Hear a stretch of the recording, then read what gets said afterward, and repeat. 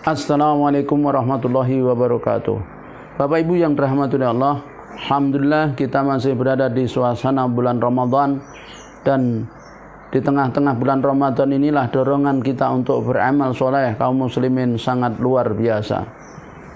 Allah SWT hanya mengingatkan kepada kita, ada satu karakter jiwa kita itu yang merupakan hal yang harus kita jauhi, yaitu adanya sifat kikir di dalam diri kita.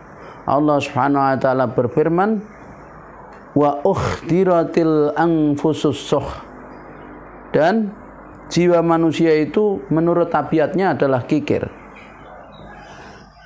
Bapak Ibu yang dirahmati Allah, disinilah maka di bulan Ramadan ini kita dibantu oleh Allah, ditolong oleh Allah bagaimana supaya kita ini mudah beramal soleh.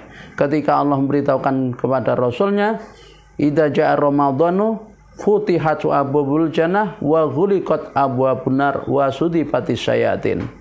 Kalau datang bulan Ramadan, maka dibukalah pintu surga dan ditutuplah pintu neraka dan diikat syaitan-syaitan itu. Sehingga di bulan Ramadan kita lihat orang bersemangat untuk beribadah, salatnya dia meningkat, kemudian juga keinginan untuk bersedekah. Allah Subhanahu wa taala juga mengingatkan kepada kita tentang hal ini. A'udzubillahi minasyaitonir rajim. Wa sayujannabuhal atqa alladzi yu'ti malahu yatazakka. Dan kelak akan dijauhkan orang yang takwa dari neraka itu, yaitu mereka yang menafkahkan hartanya di jalan Allah untuk membersihkan, yaitu hartanya atau membersihkan jiwanya dari sifat kikir itu. Bapak Ibu yang dirahmati Allah, ada yaitu zakat dan infak. Itu akan berperan di dalam pensucian jiwa jika ketika menunaikan itu betul-betul kita perhatikan adab zahir dan batinnya. Jadi kalau diperhatikan adab zahir dan batin, maka ketika kita melakukan infak, sedekah, zakat, itu akan yaitu membersihkan jiwa kita dari sifat kikir.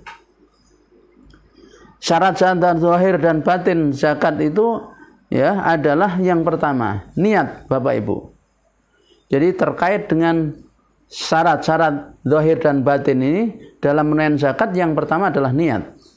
Niat yaitu berniat dengan hatinya menunaikan zakat wajib dan disunahkan menentukan hartanya secara tegas.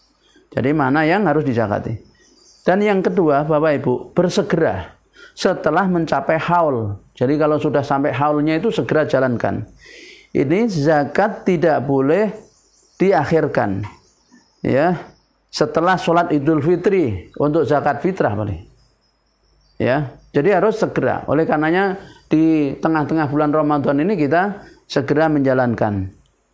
Kemudian yang ketiga, tidak mengeluarkan pengganti dengan nilai, tetapi harus mengeluarkan apa yang ditegaskan oleh Nas. Jadi Bapak Ibu tidak mengeluarkan pengganti dengan nilai, tapi persis apa yang dinyatakan oleh Nas. Ketika di dalam Nas mengatakan dengan makanan pokok, ya makanan sesuai dengan apa yang kita makan. Kalau misalnya kita di Indonesia ini makannya adalah nasi, berarti beras. Kalau panjenengan sehari-hari itu makannya itu adalah beras rojo lele, maka zakatnya juga harus dengan rojo lele. Kalau misalnya dia itu sehari-harinya makannya itu beras ya C4, maka dengan C4. Kalau dia itu makan sehari-harinya beras apa? Yaitu ER36, ya ER36 sesuai dengan yang dimakan. Tidak boleh orang biasanya zakat makan sehari-hari dia rojo lele, kemudian dia zakat fitrahnya misalnya dengan IR36. Nah misalnya gitu, ini tidak boleh, maka harus dijelaskan, harus sesuai. Kalau misalnya dia punya zakat mal, dia emas, maka dengan emas. Kalau perak, hartanya dengan perak. Kalau perdagangan, yang dengan mata dagangannya itu. Itu yang ketiga. Jadi tidak mengeluarkan pengganti dengan nilai, tetapi harus sesuai dengan nas. Kemudian yang keempat, Bapak Ibu, yang keempat adalah tidak memindahkan ke kampung lain karena mata orang-orang miskin di sekitarnya itu sudah melihat, memperhatikan. Jangan sampai zakat kita itu kita pindahkan ke kampung lain. Sementara di kampung kita adalah orang-orang yang berhak menerima. Kecuali kalau tidak ada yang berhak menerima. Yang kelima, membagikan hartanya itu kepada semua asnaf golongan yang berhak menerima zakat yang ada di kampungnya. Yang ada di kampungnya. 8 asnaf ini sudah Al-Fakir jelaskan, yaitu ada berapa? Ada 8 ya, sebagaimana di dalam surah At-Taubah ayat 60. Nah, kemudian Bapak Ibu yang dirahmati Allah, tentang adab batin dalam penunaian zakat, ini suasana batinnya. Ya, itu ada beberapa tugas yang harus diperhatikan. Maksudnya ada beberapa hal yang harus kita perhatikan ketika kita itu membayar zakat nih. Ya, di dalam diri kita ini di dalam diri kita harus diperhatikan betul, Bapak Ibu, supaya kita mendapatkan yaitu rasa itu. Jadi artinya bahwa ibadah ini terasa di hati kita. Yang pertama, memahami kewajiban zakat, makna dan muatan ujian yang ada di dalamnya. Kita harus paham makna kewajiban zakatnya. Berkait dengan ini ada 3 makna, Bapak Ibu yang perhatikan, yaitu mengucapkan 2 kalimat syahadat yang pertama dan komitmen padanya. Jadi kita mengucapkan 2 kalimat syahadat dan kita komitmen pada ucapan itu. Syahadat itu adalah asyhadu an la ilaha illallah wa asyhadu anna Muhammad Rasulullah. Dan kita komitmen dengan ucapan itu. Artinya berarti kita betul-betul menjadikan Allah dan Rasul itu sebagai yaitu hal yang kita utamakan, hal yang kita nomor satukan. Ya, berarti menjalankan perintah Allah dengan contoh Rasulullah. Maka rujukannya hanya Alkitab, As-Sunnah, Quran dan Sunnah. Tentu dan yang ditunjuk oleh keduanya, ya. Nah, kemudian yang kedua, membersihkan diri dari sifat kikir. Karena ingat tadi bahwa wa udrantul anfusus yaitu jiwa itu dihadirkan dalam apa? Kikir. Ya. Nah, maka membersihkan diri dari sifat kikir. Yang ketiga sebagai syukur nikmat. Jadi zakat itu sebagai syukur nikmat. Nah, kemudian berkaitan dengan waktu, Bapak Ibu. Waktu penunaian, maka segera melaksanakan kewajiban. Hendaknya berusaha agar penunaiannya itu pada waktu yang paling utama, sehingga menjadi sebab pengembangan ibadah dan pelipat gandaan zakatnya itu. Paling utama, kalau misalnya zakat fitrah, waktu paling utama itu adalah ketika di tanggal 29 Ramadan, kalau ternyata sudah terlihat hilal, ya, nah, hilal Syawal, maka pada saat itu waktu yang paling utama sampai sebelum selesainya sholat Idul Fitri. Ya, sebelum selesai sholat Idul Fitri itu waktu yang paling utama. Ya. Kemudian kalau zakat mal sesuai dengan halnya, maka jangan ditunda-tunda. Jatuhnya 1 tahun kapan? Yang ketiga, dirahasiakan penunaian itu. Karena lebih bisa menjauhkan dari riya dan pamrih. Oleh karena itu tidak ada kewajiban kita memberitahukan kan. Ya, langsung diberikan, Pak, ini mohon diterima dengan baik, mudah-mudahan ini berkah, bermanfaat, ya. Nah, Pak, ini zakat dari saya loh, Pak, ya. Bapak harus jadi saksi nanti. Ya, itu akan menumbuhkan riya misalnya. Ya, wallahu a'lam bishawab. Karena Rasulullah bersabda, sedekah yang paling utama adalah jerih payah orang yang punya sedikit kepada orang fakir secara diam-diam. Jadi sedekah yang paling utama itu adalah yaitu jerih payah orang yang punya sedikit itu kepada orang fakir secara diam-diam. Ya.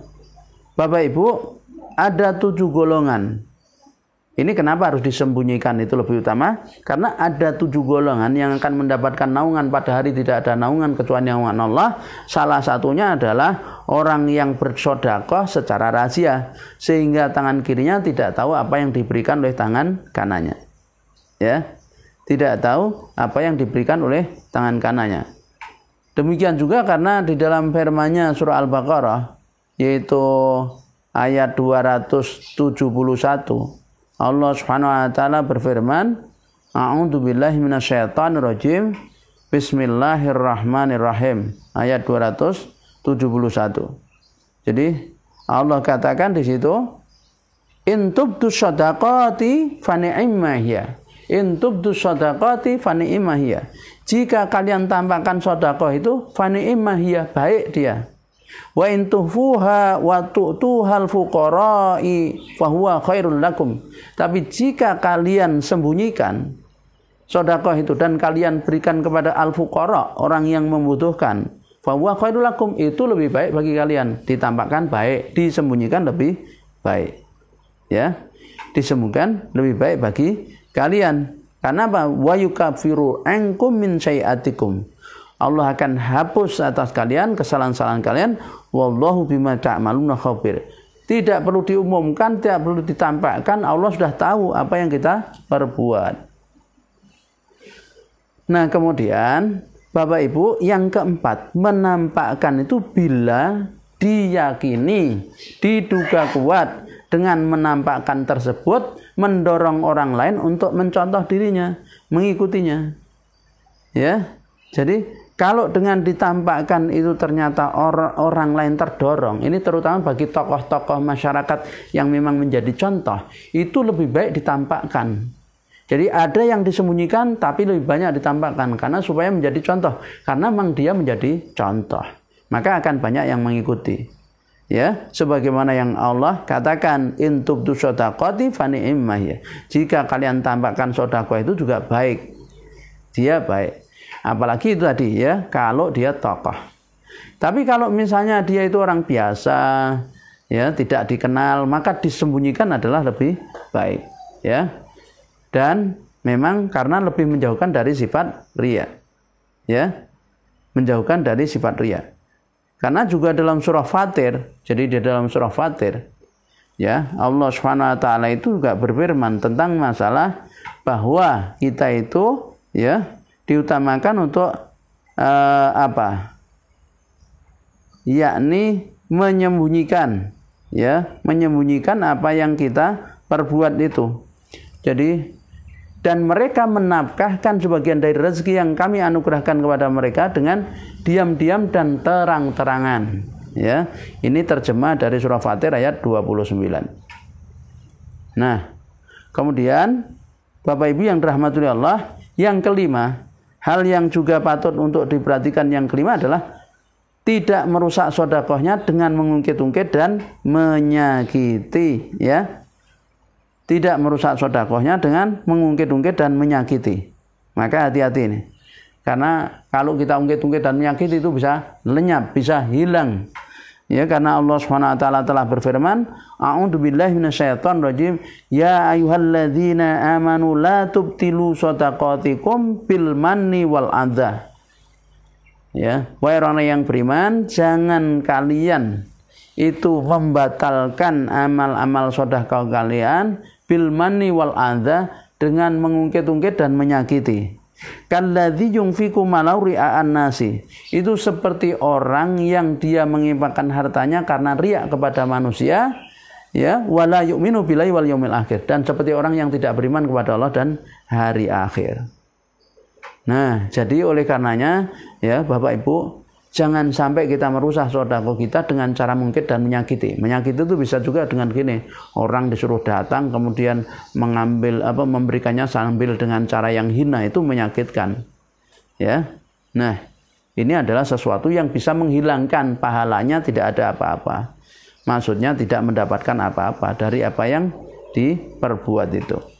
Nah, kemudian ya, Bapak Ibu yang dirahmati Allah, berikutnya adalah yaitu menganggap kecil lah apa yang kita berikan kepada orang tuh, ya, jangan dianggap besar, karena orang akan kagum terhadap perbuatannya sendiri, itu berbahaya. Jadi kita harus menilai itu sesuatu yang kecil dibandingkan nikmat yang Allah berikan kepada kita, karena ya Allah Subhanahu wa taala yaitu telah berfirman tentang kalau orang bangga dengan yang diperbuat itu, ya, maka itu ada sombong, itu bahaya.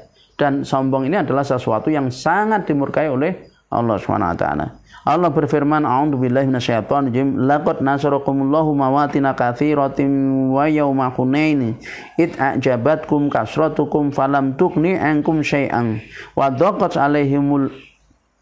dhaqat alaikumul ardu bima rahubat summa wallaitum mudbirin.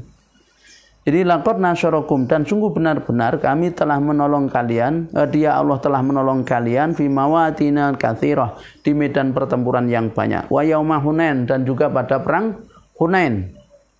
Id ajabatkum kasratukum, ketika kalian takjub dengan banyaknya kalian. Falam tukni ankum syai'an, maka banyaknya kalian itu tidak berguna sedikit pun. Wa dhaqat 'alaikumul arda, dan terasa sempit bagi kalian bumi yang bima rahubat, padahal bumi itu luas. Summa tawalaitum mudbirin, kemudian kalian lari ke belakang terbirit-birit. Bapak Ibu, kenapa kekalahan di perang Hunain awal terjadi? Karena kesombongan yang ada di dalam diri kaum muslimin. Maka ini bahayanya. Ya, kalau sampai muncul ujub di dalam diri kita ketika melakukan sedekah atau zakat itu, maka membinasakan, membatalkan amal perbuatan kita. Nah, Bapak Ibu yang rahmati Allah. Kemudian yang ketujuh, yaitu apa? Memilih harta yang baik dan yang paling dicintai dan yang paling halal, karena Allah Maha baik. Dia tidak menerima kecuali yang baik. Ya, jadi kalau dalam bersedekah itu pilih harta yang terbaik. Diriwayatkan oleh Aban dari Anas bin Malik disebutkan, berbahagialah hamba yang berinfak dari harta yang diperolehnya bukan dari maksiat. Berbahagialah hamba yang berinfak dari harta yang diperolehnya bukan dari maksiat. Sebab apa? Kalau harta dari maksiat tidak diterima oleh Allah. Allah itu Maha baik. Allah hanya menerima yang baik. Maka Allah Subhanahu wa taala berfirman di dalam yaitu surah Al-Baqarah, ya, yaitu ayat 267, Allah katakan, a'udzubillahi minasyaitonir rajim, ya ayyuhalladzina amanu, wahai orang yang beriman, anfiqu min thayyibati, infakkanlah yang baik-baik, maka sabtum yang kalian usahakan, wa mimma akhrajna lakum minan, dan apa yang kami keluarkan untuk kalian dari bumi. Jadi kalau kita bekerja, apa yang diinfakkan itu adalah hasil dari pekerjaan yang kita anggap terbaik. Kemudian kalau itu hasil tumbuh-tumbuhan, hasil bumi, maka hasil bumi yang terbaik. Wala yatamanawul wala yatamamul khabisa, ya, dan janganlah kalian tayammamul khabisa, memilih yang buruk-buruk minu darinya, tungfikuna, untuk kalian infakkan. Walastum bi akhidhihi, sedangkan kalian tidak mau mengambilnya, illa antuk midhu fi, kecuali dengan memicingkan mata. Wa'lamu anallahu ghaniyun hamid. Wa'lamu, ketahuilah, anallahu, sungguhnya Allah, ghaniyun hamid, Allah itu Maha Kaya, Maha terpuji. Ya, Bapak Ibu yang dirahmati Allah. Kemudian yang kedelapan, apa? Mencari agar zakatnya diterima orang yang akan memanfaatkan harta itu dengan baik dan benar. Jadi kalau mau memberikan zakat, lihat-lihat orangnya, Bapak Ibu. Ya, cari orang yang terbaik. Tidak cukup dengan 8 golongan secara umum, tapi harus ada sifat-sifat khusus yang diperhatikan, itu yang diutamakan. Yaitu yang pertama, pilih yang paling bertakwa dan konsentrasi akhirat. Jangan sampai ada orang rajin ke masjid, dia berkekurangan, dia seorang mustahik yang berzakat, menerima zakat malah enggak kita beri. Jadi cari itu yang paling takwa dan paling konsentrasi akhirat. Yang kedua, termasuk yang ahli ilmu. Jadi kalau ada orang yang dia itu ahli ilmu tapi dia masuk 8 golongan, maka itu ditamukan. Kemudian yang benar-benar mengamalkan tauhid, cari yang betul-betul dia tidak ada kesyirikan. Dan yang keempat, yang menyembunyikan keperluannya. Jadi yang tidak minta-minta. Yang kalau ditanya alhamdulillah, alhamdulillah, padahal kekurangan dirinya. Yang kelima, yang terbelenggu suatu penyakit. Dan yang keenam, yang memiliki hubungan kerabat. Itu lebih diutamakan, Bapak Ibu. Maka insya Allah ketika apa yang Al-Fakir sampaikan tadi bisa kita tunaikan dengan seizin Allah, dengan dimudahkan oleh Allah, maka kita akan mendapat ruh dari yaitu zakat kita, sedekah kita ini. Mudah-mudahan Allah SWT menjadikan ilmu ini ilmu yang bermanfaat, membuat kita bertambah taat, sehingga kita semakin yaitu mendapatkan perasaan rasa takut kepada Allah SWT, mendekat kepada Allah. Wabil khusus terutama di bulan yang penuh kemuliaan, keagungan, yaitu bulan Ramadan ini. Akhirul kalam, wassalamualaikum warahmatullahi wabarakatuh.